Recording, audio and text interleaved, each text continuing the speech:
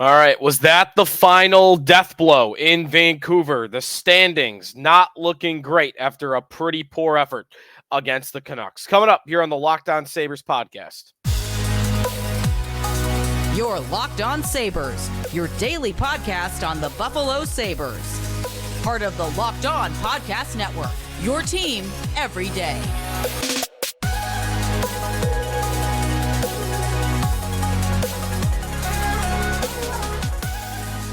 All right, and thanks for making Locked On Sabres your first listen every day. We are free and available wherever you get your podcasts, part of the Locked On Podcast Network, your team every day. And today's episode is brought to you by Gametime. Download the Gametime app, create an account, use the code Locked On for $20 off your first purchase. 3-2, Canucks over the Sabres in a game where both goaltenders only let 2 goals in, but you get a 3-2 result. We'll tell you how that happened. If you missed the game, it was late. I woke up super early again to watch it back, and this one kind of dragged on and felt like it was longer than it actually was because the Sabres seemed to be defending the entirety of the game. A lot to get to on today's episode. I've got a take on the Sabres at center for the end of the season and beyond. Thompson and Cozens, although I was very happy with Tage in this game. So not a night to criticize him for the individual game, but more big picture coming up in the third segment. We'll take a look at what happened around the Sabres as well. They got some good news and some super disheartening news on the out-of-town scoreboard and in the standings. So that's coming up as well. If you want to get your take in or interact with me, be sure to check out our Locked On Sabres text line. Go to joinsubtext.com/LockedOnSabres. You can sign up for the show's text line there. And then once after you're online, you do it there. Everything's on your phone from there on out. So 3-2, the Sabres just were a no-show. They fall to, in their last 9 back-to-backs, the second of a back-to-back in the last 9 games. In that situation, the Sabres are now 1-8. They cannot win in that spot. And that's a little bit disheartening in that they built this team to be the youngest in hockey. They've said this in part because in a tight schedule like that, younger means legs, means more energy in back-to-backs like that. So the fact that they are 1-8 in their last 9 on the second of a back-to-back is not a good sign at all, because you would like to think their energy level would be better than an older team. So Devon Levi, another name to talk about here. I'll talk about some of the line combinations. There was a very different result of play from one line to the other 3. So we'll get to that actually even right here, because it was a game where Thompson, Tuch, Girgensons showed up, and they were awesome as a line. In fact, I don't know that I've ever seen this for an entire game. I don't know that I've ever seen it. Thompson, Tuch, Girgensons as a line, expected goals for percentage, 100.00%. A perfect game by the Thompson line. Now, they did not score any goals. The 3 of them did not score any goals, but the expected goals was 100%. They would never be expected to give up a goal based on the game they had because, shot attempts is where you can begin and end with it. Shot attempts in this game with Thompson, Tuch, and Girgensons on the ice for 7 minutes and 39 seconds. Those 3 were together at 5-on-5. 14 shot attempts for 0 against. They did not give up a single shot attempt, not just a shot. They didn't let one on net. They didn't allow an attempt while they were on the ice, which means they had the puck the whole time, because Vancouver never even got close enough to take an attempt at the net. Scoring chances, they only had 5 while they were out there together of those 14. Only 3 of the 14, by the way, found their way to the net. So that's where the execution of the line did not really come through. But that line was awesome on the night in totality. The other 3 lines stunk. Now, Cozens, Peterka, and Girgensons and Benson, not a disaster, but their line, shots were 4-1 when they were out there. Attempts 7-4, not bad. but the expected goals were 22% because they didn't have any scoring chances while they were out there. Krebs, Greenway, and Skinner had a really tough game. And then Jost, Robinson, Olofsson were horrendous. As good as Thompson, Girgensons, and Tuck were, these guys were really bad. I said I don't remember ever seeing a 100% expected goals for percentage. Jost, Robinson, and Olofsson were 0.00%. So the Thompson line had a perfect game, and the Jost line had the worst game you've ever seen in your life. And the totality of all that together equated to 17 shots on goal. 11 shots at 5-on-5, 6 on the power play. 11 shots on goal at 5-on-5. That cannot happen. You cannot have a game like that. This just happened to them on.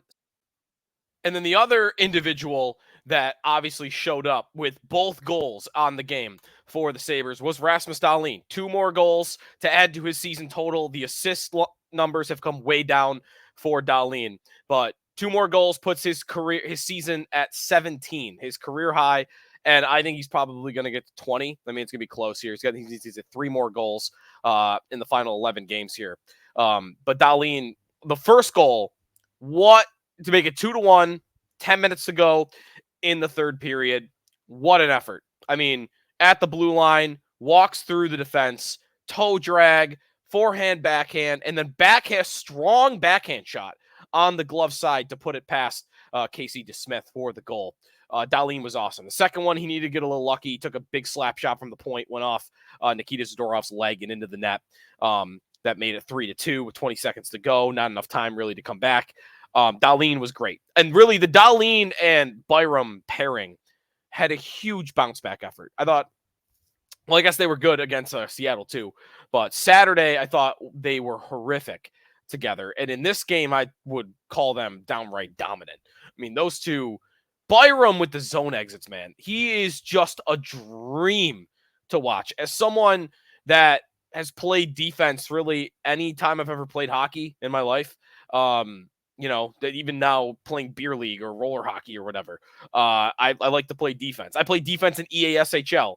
So I have such an appreciation for guys that can make simple plays like that go under the radar, that aren't talked about as much. There are highlight reel zone exits that you'll never see in a highlight reel because it's a zone exit. Who cares, right? But Bowen Byram, the way he works, angles, the way he works forecheckers, you can't pressure that guy. Like he knows exactly where to go. He knows how to throw you off just a little bit so that he can get the puck up the ice or skate it out himself.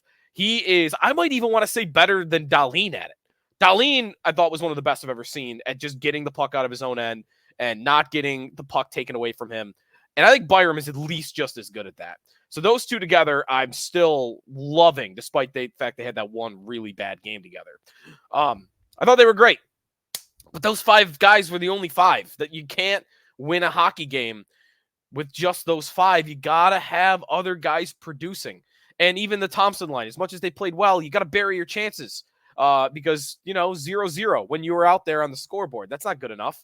So you need better. You absolutely need better overall from the whole team offensively. And I'll get to this in the third segment of today's show, but in part, this is why I didn't fully believe they were capable of putting together like a crazy great streak to get in, to get a 9-0-1 stretch in the last couple of days. I think you need to have someone offensively you can count on every single game.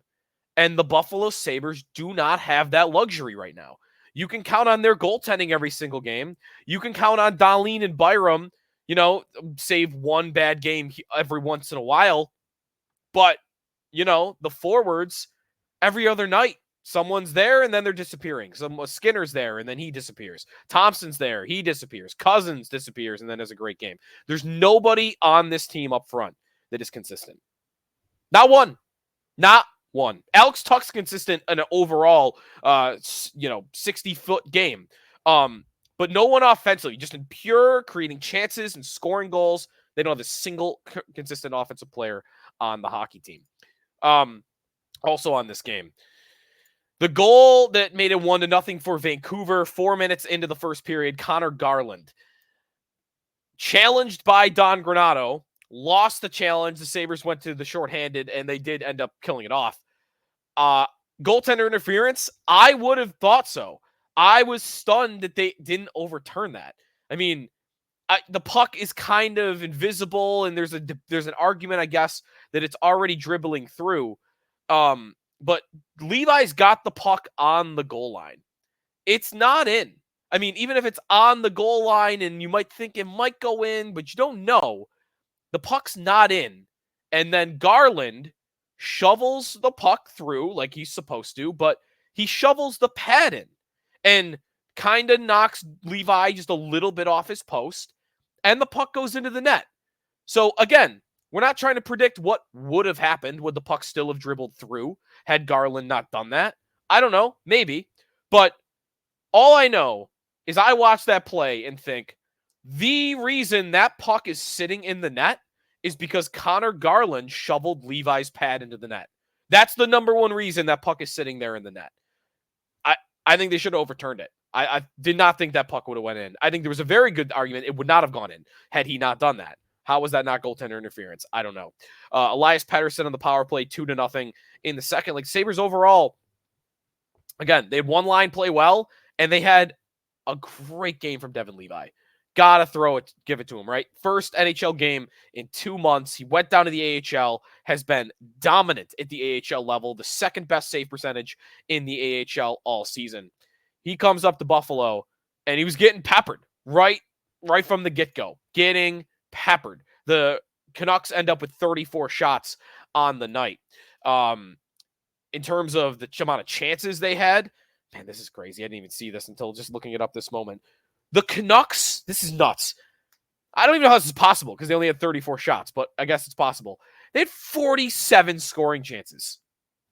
How is that possible? 47 scoring chances, 26 high danger scoring chances. I guess I shouldn't be that surprised because I did see this. Devon Levi in this game saved 3.7 goals above expected. Of all the crazy advanced stats we've seen from this game, that might be the craziest. 3.7 goals saved above expected. So, simple math there. Canucks scored 2 goals in a third empty netter. We don't count that one for this. Of the 2 goals, 3.7 above. I mean, if he played a league average game, he would have allowed like 6 goals. He allowed 2. Would have been no fault of his own if he let 4 or 5 in. But he kept the Sabres in the game all night long. Levi was tremendous. I thought he was moving well. All the things that made you think that kid is special at the end of last season were on display. How efficiently he moves side to side. He's very different. It's a stark difference between Luukkonen and Levi. It hits you hard because you're so used to Luukkonen because he plays every game for the Sabres. Luukkonen is a big goaltender that this year has been sitting back in his own crease a little bit more. So he's not having to slide around and move as much. Levi, because of his small frame and he likes to play out on top of his crease, he's moving all over the place. But dude is like moving like a 80s Michael Jackson, on the dance floor. Like, he is unbelievable the way he moves with his edges on his skates. So Levi was great. And now you look up at the advanced stats.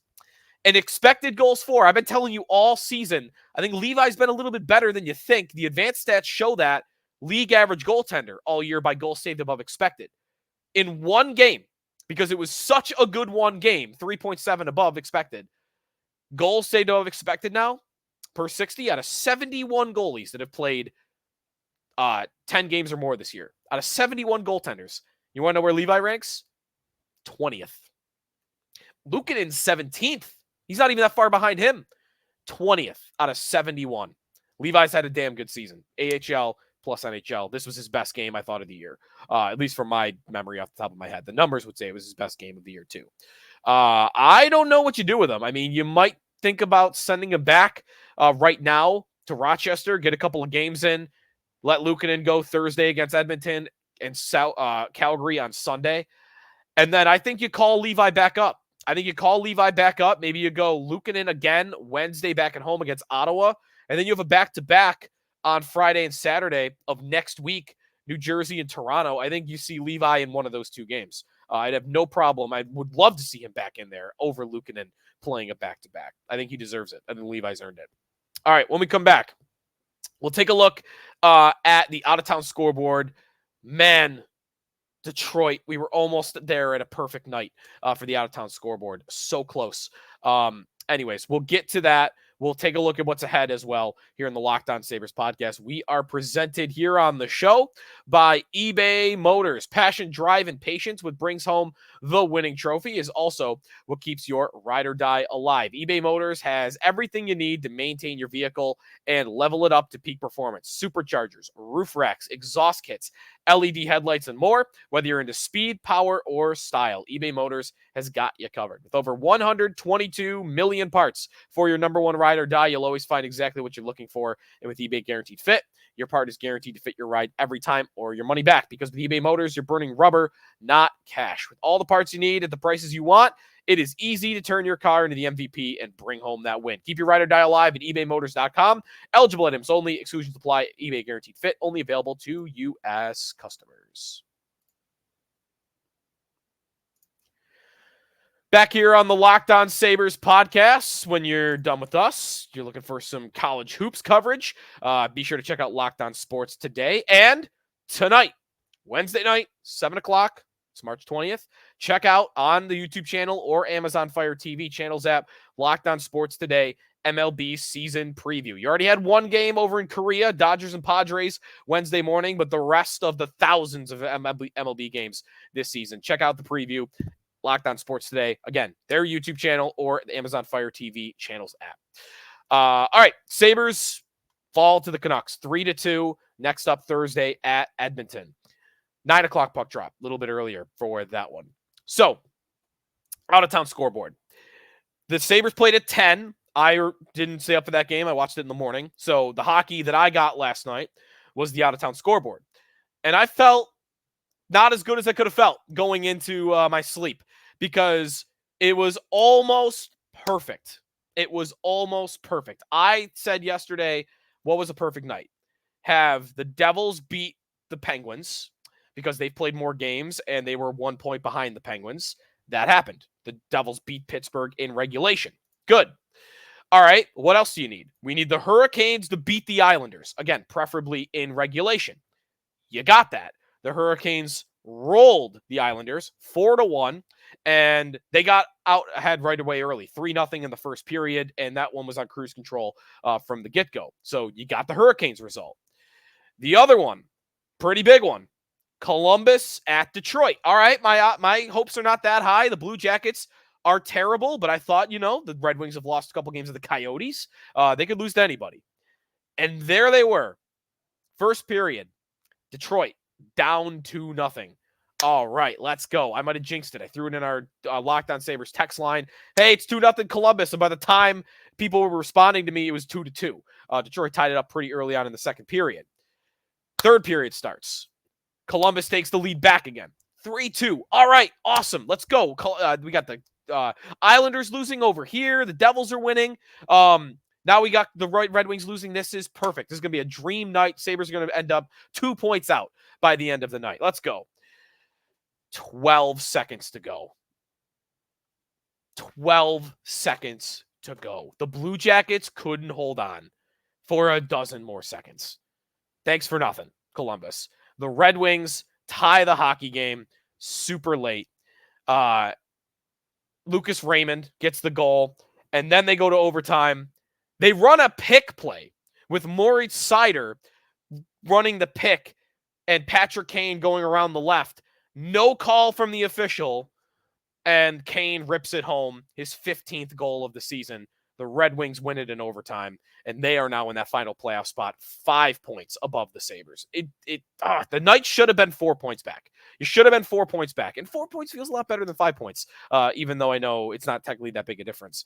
But that was a big one. Columbus, we needed you to hold on 12 more seconds, and they were unable to do so.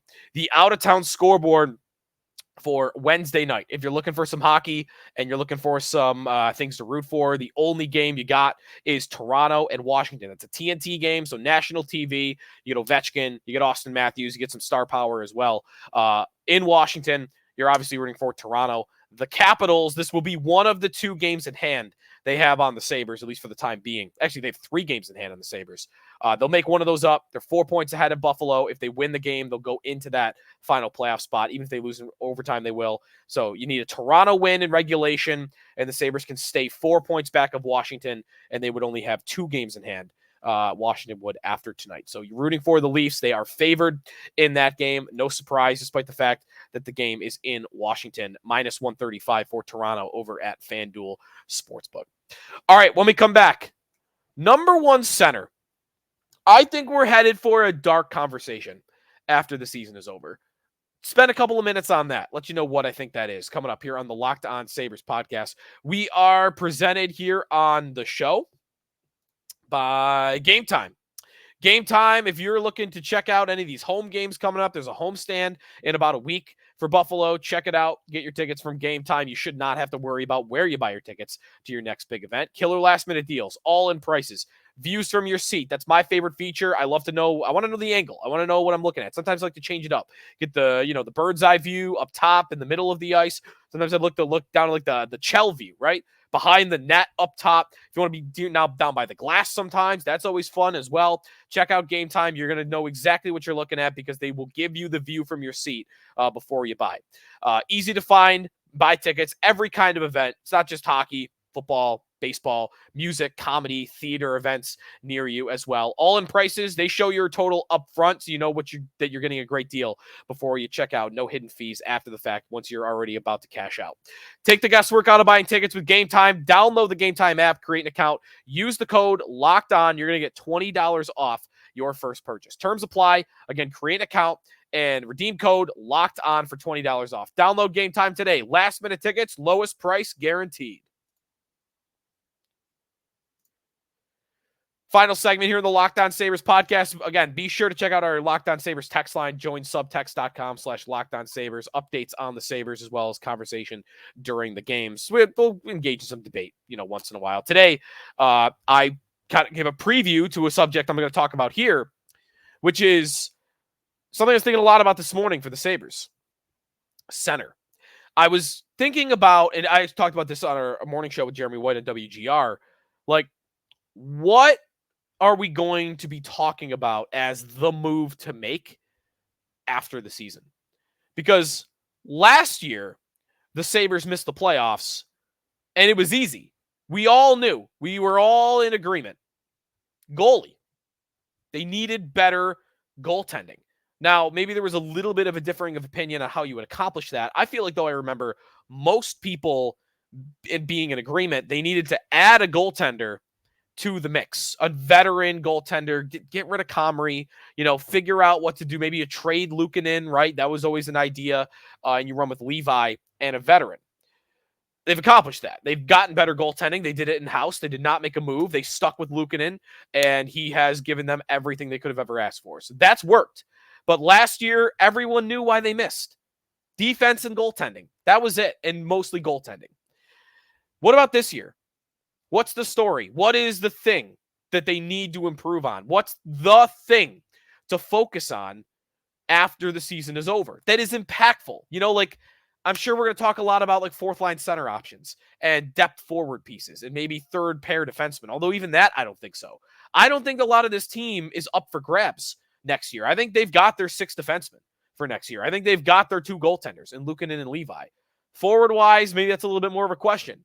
But again, I think we're talking about depth pieces at forward. So that's not fun and exciting. I mean, what's the number one reason? In my opinion, I would say this. Maybe you agree. What's the number one reason that they're about to miss the playoffs? I would tell you it's center.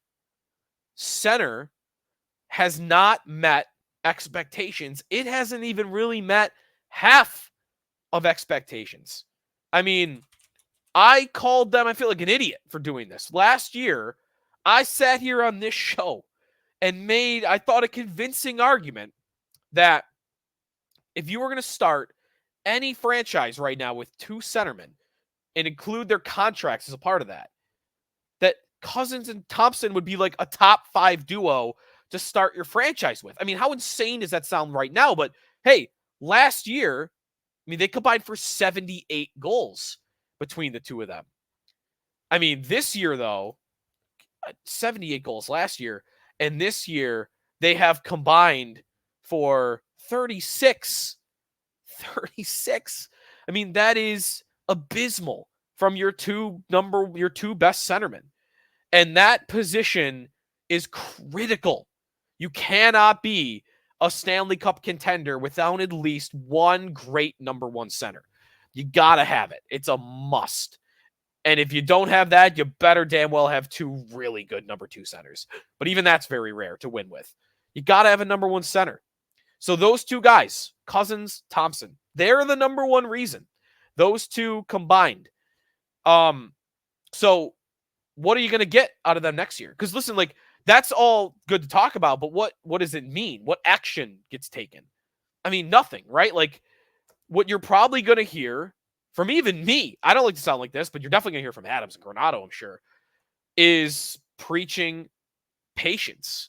That the only path forward is we need to trust that Thompson and Cozens are going to get right.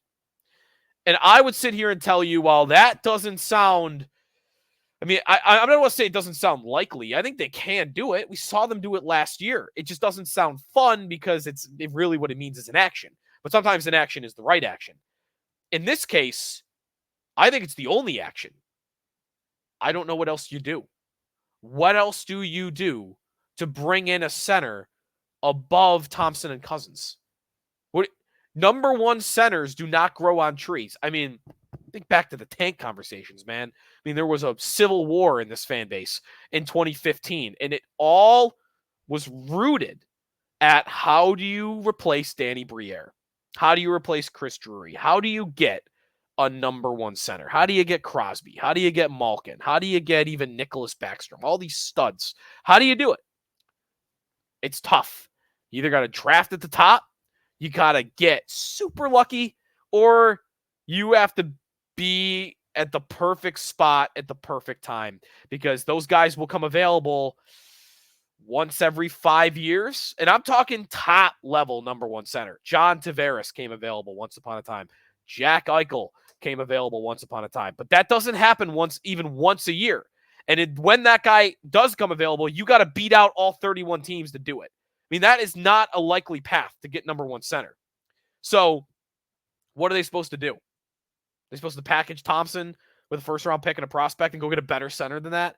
I just don't think I don't think that's feasible. I don't think that's realistic. I mean, maybe, but I don't think it's a realistic idea that you're going to do something like that.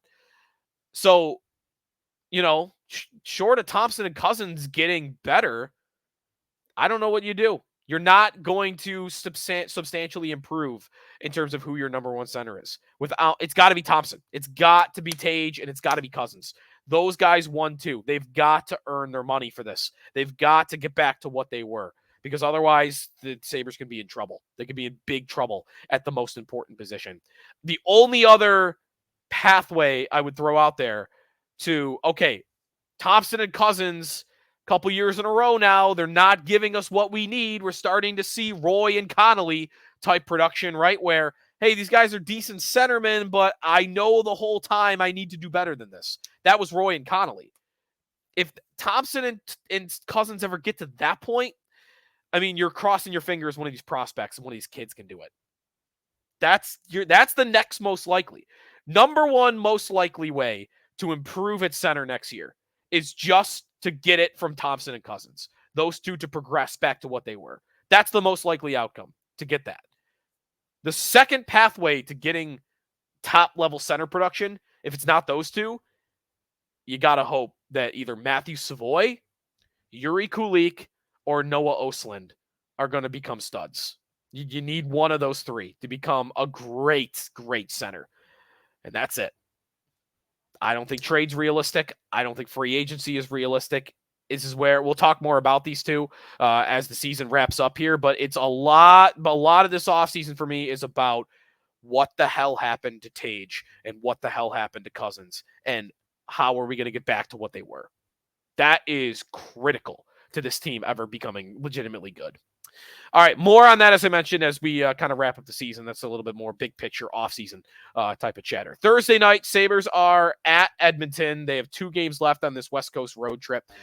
They, of course, beat the Oilers at home a week ago, and we'll see if they can get another win over Connor McDavid on Thursday. We will talk to you tomorrow to preview that game here on the Locked On Sabres podcast. And I want some of your takes on my commentary on the center position. I don't really know what there is to debate here, but I'll be interested to hear your takes on that. Again, you can tweet us at Locked On Sabres, at Sneaky Joe Sports, or check out the text line. If you're not a subscriber already, go to joinsubtext.com/LockedOnSabres. Check out Locked On Sports today if you're looking for some college hoops coverage. First ever 24/7 streaming channel on YouTube for national sports. Also available on Amazon Fire TV and the free Fire TV channels app. We will talk to you tomorrow here on the Locked On Sabres podcast, part of the Locked On Podcast Network, your team every day.